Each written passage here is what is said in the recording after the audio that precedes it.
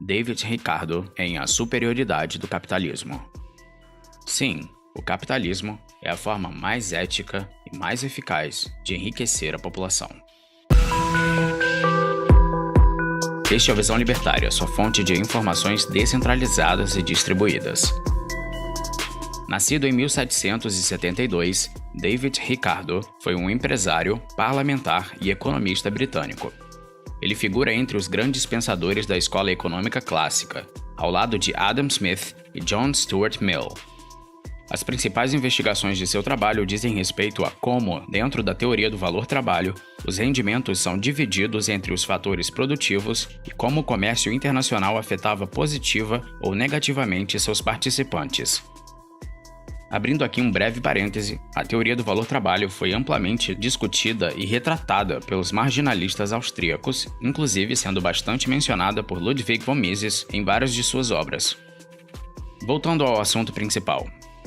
A teoria das vantagens comparativas, usando esses termos, foi criada por Stuart Mill com base no livro de Ricardo, Princípios da Economia Política e Tributação.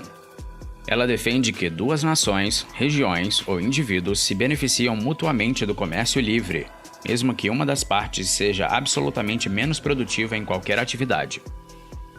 É fácil observar esse princípio na prática. Contudo, antes de mais nada, é preciso entender o famoso conceito econômico de custo de oportunidade. O custo de oportunidade se refere à renúncia que se faz ao escolher A em vez de B. Os recursos são escassos e precisam ser alocados. Sendo assim, inevitavelmente teremos de fazer escolhas que, por sua vez, nos privam dos outros bens ou serviços de valor equivalente. Ao guardar dinheiro em casa, optamos pela liquidez e deixamos de ganhar os rendimentos caso esse montante fosse aplicado. Ao escolher comprar um Fiat Uno, abrimos mão da possibilidade de ter um Gol, um Kwid ou qualquer carro nessa faixa. A definição formal é algo como custo associado ao maior benefício entre as alternativas não escolhidas. Apesar de ser frequentemente usado na economia, pode-se aplicá-lo a diversas áreas da vida. Ao se casar com fulana, se renuncia a cicrana. Ao usar meu tempo livre vendo séries, renuncio a um passeio no parque. Ao escolher um prato X no menu, renuncio ao prato Y e por aí vai. Sendo o tempo escasso e o comércio praticável, em muitas situações faz sentido abrir mão da produção de algum bem pela produção de outro. Não apenas levando em consideração as preferências pessoais dos indivíduos, mas sim o simples fato de que a produção total aumenta. Vamos imaginar um exemplo numérico para facilitar a visualização. Duas pessoas caíram numa ilha deserta e precisam de dois recursos para sobreviver: água e peixes. Lucas é um atleta de 25 anos, capaz de pescar 3 peixes ou de purificar meio litro de água por hora. José é um idoso manco. Ele faz em média um peixe a cada 2 horas. Meio peixe por hora, ou 300 ml de água nesse mesmo período. Lucas é absolutamente melhor em ambas as atividades.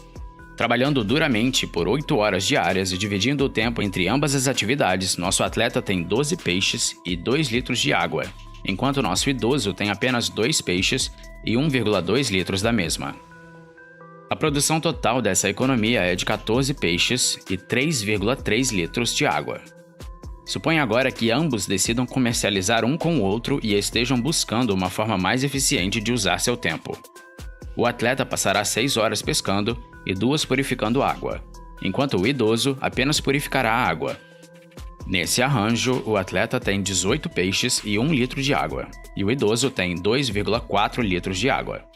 A produção total da economia passou de 14 para 18 peixes e de 3,3 para 3,4 litros de água.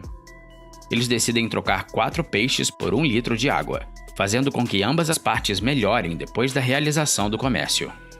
Lucas agora tem 14 peixes ao invés de 12, e a mesma quantidade de água, enquanto José tem o dobro de peixes, saindo de 2 para 4, e 200 ml a mais de água.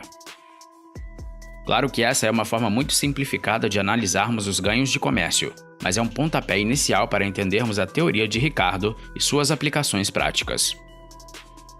Outra forma de visualizar esse fenômeno é pensar o comércio como uma forma indireta de produção. Pode-se tentar viver de forma autônoma, produzindo absolutamente tudo o que se consome, desde a energia elétrica até cortes de cabelo.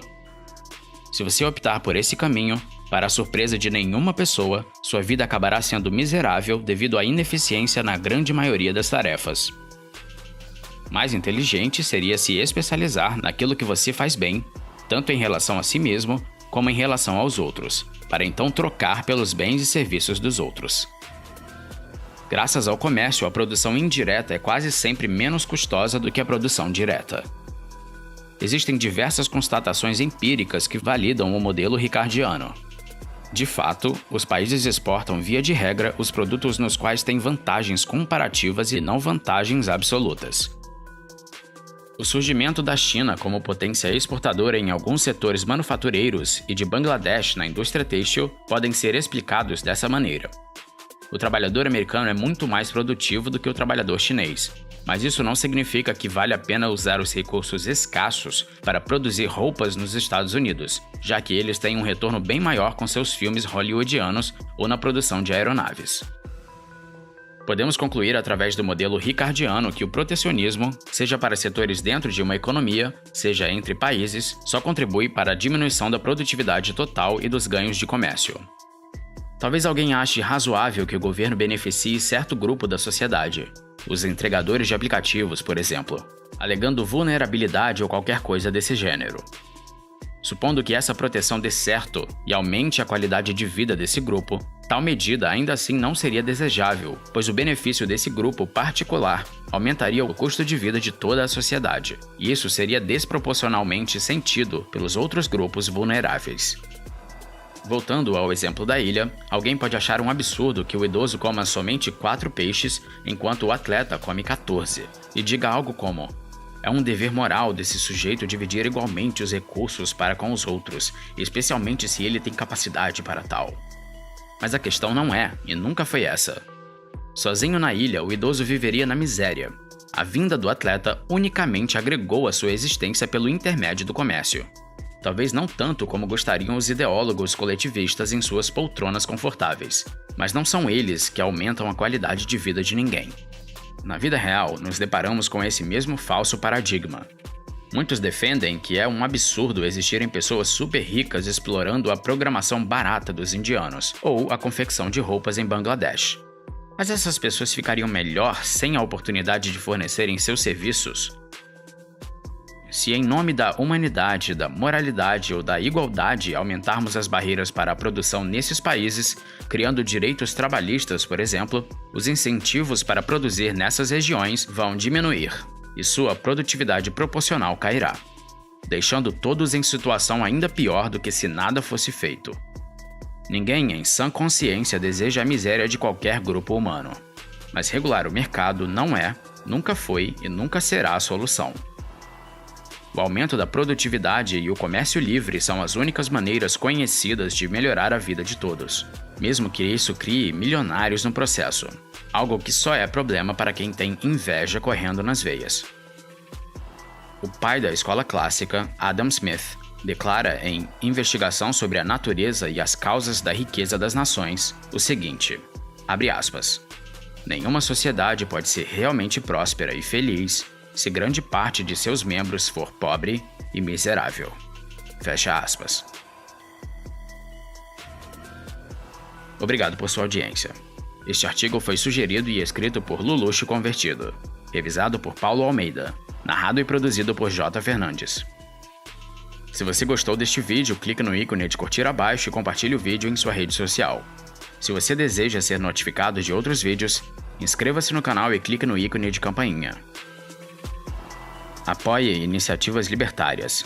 Veja mais em nosso site e participe do projeto também. Valorize o livre mercado, pois sem ele, a civilização a qual estamos acostumados jamais existiria. Até a próxima!